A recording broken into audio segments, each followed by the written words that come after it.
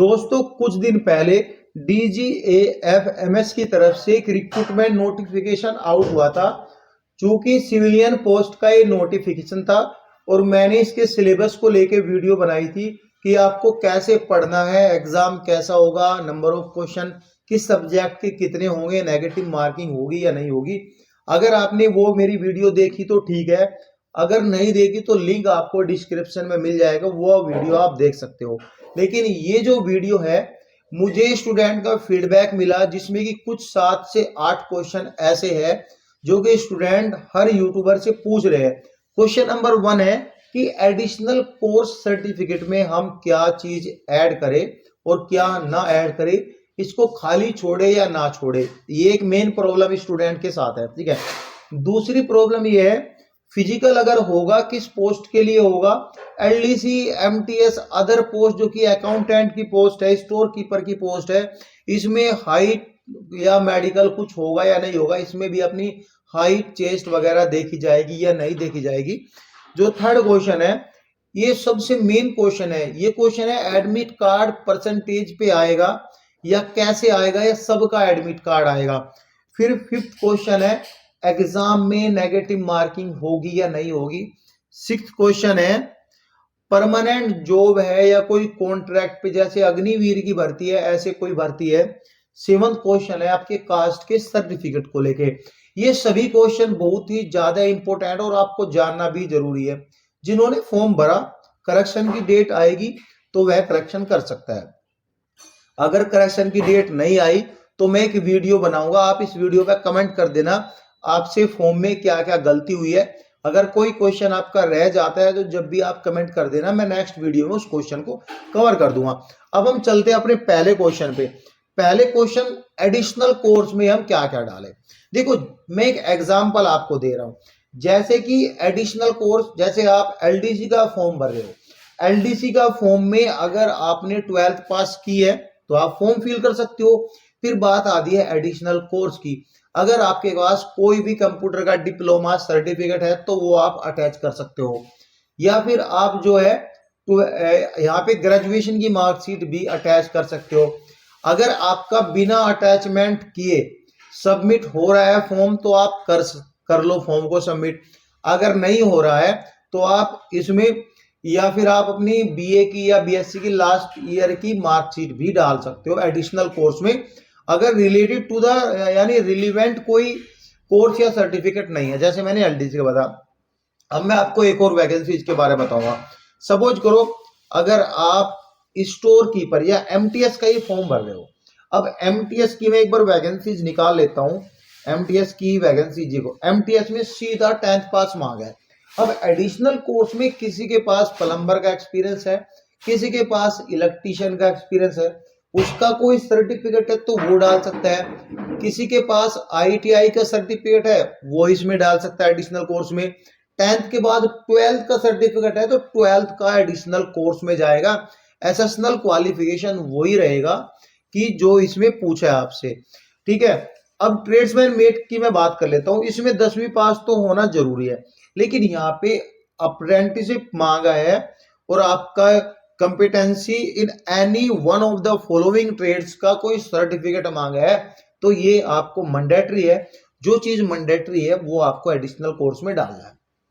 ठीक है, अगर आपको एडिशनल कोर्स का सर्टिफिकेट नहीं पता क्या डालना क्या नहीं, तो आप वीडियो में जाके कमेंट कर दो तो मैं उसका सीक्वेंस वाइज रिप्लाई दे दूंगा कि मैं इस पोस्ट के लिए अप्लाई कर रहा हूं, मुझे क्या एडिशनल कोर्स में डालना चाहिए। अगर आपको ये भी प्रॉब्लम सोल्व नहीं हो रही है तो फैनकॉल नाम की एक एप्लीकेशन है, लिंक आपको यहाँ पे डिस्क्रिप्शन में मिल जाएगा। ठीक है, उस पे जाके आप मुझे वीडियो कॉल कर सकते हो। वीडियो कॉल के जरिए जो है आप मुझसे जुड़ सकते हो, जिसमें कि आप मुझसे लाइव कंप्यूटर स्क्रीन को दिखा के अपने फॉर्म के बारे में डिटेल ले सकते हो। ठीक है, अब आते हैं दूसरी पॉइंट पे हमारे, फिजिकल किस किस पोस्ट के लिए होगा। देखो फिजिकल जो होगा वो ओनली फायरमैन के लिए होगा। बाकी अदर पोस्ट जैसे कि आप कुक का फॉर्म भर रहे हो, लैब अटेंडेंट का फॉर्म भर रहे हो, MTS का, ट्रेड्समैन मेट का, वाशरमैन का, कारपेंटर जॉइनर का, अकाउंटेंट का, LDC का, स्टेनो का अगर आप फॉर्म भर रहे हो या फोटोग्राफर का फॉर्म भर रहे हो तो इसमें कोई हाइट की रिक्वायरमेंट्स नहीं है। कोई वेट की रिक्वायरमेंट्स नहीं है इसमें, ना इसमें किसी भी फिजिकल की रिक्वायरमेंट्स, और आपका फिजिकल होगा भी नहीं। ठीक है, यहाँ पे सिर्फ फायरमैन की हाइट देखी जाएगी, फायरमैन का ही वेट देखा जाएगा और फायरमैन का ही हार्ड मेडिकल होगा, जैसे आर्मी वालों का होता है उससे थोड़ा कम होगा, लेकिन सबसे ज्यादा इन पोस्ट में फायरमैन का हार्ड मेडिकल होगा। ठीक है, ये चीज है। बाकी आप इंजॉय करो, कोई हाइट कोई चेस्ट की जरूरत नहीं है एक्सेप्ट टू द फायरमैन। ठीक है, अब बात करेंगे थर्ड क्वेश्चन है एडमिट कार्ड परसेंटेज पे आएगा, कैसे आएगा। देखो इतनी बड़ी पोस्ट नहीं है कि एनडीए की भर्ती है, सीडीएस की भर्ती है, आईपीएस यूपीएससी एग्जाम ये सब देना, जिसमें देखो परसेंटेज वहां देखी जाती है जहां पे इंजीनियरिंग बैकग्राउंड की भर्ती निकल के आई है। यहाँ पे एमटीएस की भर्ती है, 10th पास है यार, MTS group D group C की भर्ती होती है, उसमें परसेंटेज देखकर परसेंटेज वाला इन पोस्ट के लिए अप्लाई कर लेगा, नहीं करेगा यार। अगर किसी का घर का बैकग्राउंड ही नील है और उसकी परसेंटेज है वही अप्लाई करेगा, जिसकी परसेंटेज 80-90 परसेंटेज है, वो कहीं ना कहीं दूसरी चीजों के बारे में सोचेगा, मैं बेशक वो अप्लाई कर ले। लेकिन मैं आपको क्लियर एक इंफॉर्मेशन देना चाहता हूं, आर्मी से रिलेटेड या फिर रक्षा मंत्रालय डिफेंस से रिलेटेड जितनी भी भर्ती आती है वह कभी परसेंटेज बेस पर एडमिट कार्ड जारी नहीं करती है। एडमिट कार्ड सबका आएगा, अगर आपका फॉर्म ठीक है तो 101% ऑन माई गारंटी सबका एडमिट कार्ड आएगा। ठीक है, क्योंकि मैं भी यूट्यूब पर बहुत सालों से बहुत नहीं 1-2 सालों से हूं, लेकिन जहां तक मेरा एक्सपीरियंस है, तजुर्बा है, मैं बिल्कुल इंफॉर्मेशन सटीक दे रहा हूं आपको। तो जिनकी मिनिमम क्वालिफाइंग मार्क्स भी है, जैसे कि 10th में 33% में पास होता है, तो यहाँ पे 34% 33% वाला भी फॉर्म भर सकता है, उसका भी एडमिट कार्ड आएगा। लेकिन यहाँ एक पॉइंट बन जाता है, अगर यहाँ पे इसेंशियल क्वालिफिकेशन या एडिशनल कोई क्वालिफिकेशन दिया हुआ है, जैसे कंप्यूटर कोई सर्टिफिकेट डिप्लोमा मांगा, तो उसमें थोड़ा जिनके पास एडिशनल क्वालिफिकेशन या कोर्स नहीं है उनको थोड़ा बैकवर्ड रखा जाएगा, लेकिन उसको पहले प्रेफरेंस दिया जाएगा। तो एडिशनल में अपनी हायर एजुकेशन डिग्री जरूर देना। ठीक है, अगर आपको इसमें परसेंटेज का गेम नहीं खेलना है, अगर आपको इसमें एडमिट कार्ड चाहिए। ठीक है, अब टाइपिंग किस पोस्ट के लिए होगी, क्योंकि बहुत सारे स्टूडेंट पूछते हैं कि एमटीएस की भी टाइपिंग होगी या नहीं होगी। अगर टाइपिंग हुई तो एग्जाम के साथ होगी या नहीं होगा। देखो कभी भी टाइपिंग एग्जाम के साथ नहीं होती है, पहले क्वेश्चन क्लियर कर देता हूं। एग्जाम के बाद 1:5 या 1:7 की रेशियो में कैंडिडेट टाइपिंग के लिए आएंगे। टाइपिंग का आपको करीबन 2 महीना मिलेगा, 3 महीने मिल सकता है, 4 महीने भी, कम से कम 2 महीना तो आप लेके चलो, आराम से 2 महीना मिलेगा। अब किस पोस्ट के लिए होगी, इसमें जो एलडीसी है सिर्फ उसके लिए ही टाइपिंग होगी, बाकी अदर पोस्ट के लिए टाइपिंग नहीं होगी। लेकिन स्टेनोग्राफर की मैं बात करूं, उसमें शॉर्ट हैंड टेस्ट आपका होगा। ठीक है, एमटीएस के लिए कोई टाइपिंग नहीं है, प्लम्बर के लिए कोई टाइपिंग नहीं है, अकाउंटेंट के लिए भी कोई टाइपिंग यहाँ पे नहीं रखी गई है, ये सब चीजें हैं। ठीक है, अब बात करेंगे यहाँ पे कि नेगेटिव मार्किंग है, इसमें नेगेटिव मार्किंग 0.25 रेशियो, मतलब 1/4 की नेगेटिव मार्किंग है। एक क्वेश्चन अगर आप गलत करोगे तो 0.25% मार्क्स आपके कट जाएंगे, मींस 4 क्वेश्चन गलत करोगे तो 1 नंबर आपका कट जाएगा।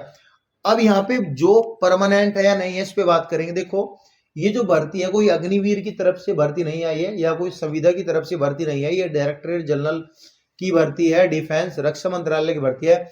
तो इसमें आप अपनी 58 साल लाइफ के दोगे, मतलब कि अगर आप आज लग रहे हो, जब तक आपकी एज 58 साल है, जब तक आप काम कर सकते हो। ठीक है, 58 साल तक आप काम करोगे, बाकायदा आपका पीएफ फंड एंड ऑल सब कुछ कटेगा। ठीक है, ये चीजें हुई। अब बात करेंगे यहाँ पे कास्ट सर्टिफिकेट की, जो बहुत सारे स्टूडेंट यहाँ पे कंफ्यूजन क्रिएट करते हैं अपने आप में, ये मैं चीज क्लियर कर देता हूँ। देखो यहाँ पे कुछ ऐसा है, स्टूडेंट क्वेश्चन भी पूछता है कि मैं एससी कैटेगरी से हूं और मेरी वैकेंसीज नहीं है, क्या मैं जनरल कैटेगरी में फॉर्म डाल सकता हूं या नहीं। बिल्कुल जनरल कैटेगरी में फॉर्म डाल सकता है, लेकिन उसको यहाँ पे किसी भी डोमिसाइल की जरूरत नहीं है, कुछ भी जरूरत नहीं है, यहाँ पे कोई कास्ट का सर्टिफिकेट नहीं भेजना है, किसको बताना ही नहीं मैं एससी कैटेगरी से हूं। आप जनरल में जाके अपना जो है जनरल की कट ऑफ क्लियर करना, आपका सिलेक्शन हो जाएगा। अब एक चीज हो रहा के निकल के आती है, एसटी एससी वाले जो भी है, इसमें ओबीसी वाले, इसमें कास्ट का जो सर्टिफिकेट लगेगा वो सेंट्रल का सर्टिफिकेट लगेगा और सेंट्रल का ही सर्टिफिकेट आपको देना है। ठीक है, लेकिन अगर आप कास्ट को क्लेम कर रहे हो, सेंट्रल का सर्टिफिकेट आप दे रहे हो, तो इसमें आपको मूल निवास सर्टिफिकेट भी देना है, जिससे कि उनको पता चले कि ये ऐसी कैटेगरी से है, क्योंकि मूल निवास में भी सब चीज रहती है और वहां पे वो अपनी रिसर्च कर सकते हैं। लेकिन मैं आपको एक चीज क्लियर कर देना चाहता हूँ, आप जो है सारी चीजें, सारी इंफॉर्मेशन सही सही देना, क्योंकि on time of background verification अगर कुछ चीजें इधर उधर हुई तो आपकी कैंडिडेचर कैंसिल कर दिया जाएगा, आपको हो सकता है बाहर भी बैठा दिया जाए भर्ती से। तो जो भी है इंफॉर्मेशन सही सही देना। और जनरल कैटेगरी को कोई भी यहाँ पे फॉर्म भर सकता है, हर एक कैंडिडेट कोई कोई भी फॉर्म भर सकता है जनरल कैटेगरी, लेकिन उसको कुछ बताने की कोई जरूरत नहीं है, ठीक है। ये है। फिर भी अगर आपका कोई डाउट बन जाता है इधर उधर तो आप कमेंट कर सकते हो। Thank you so much.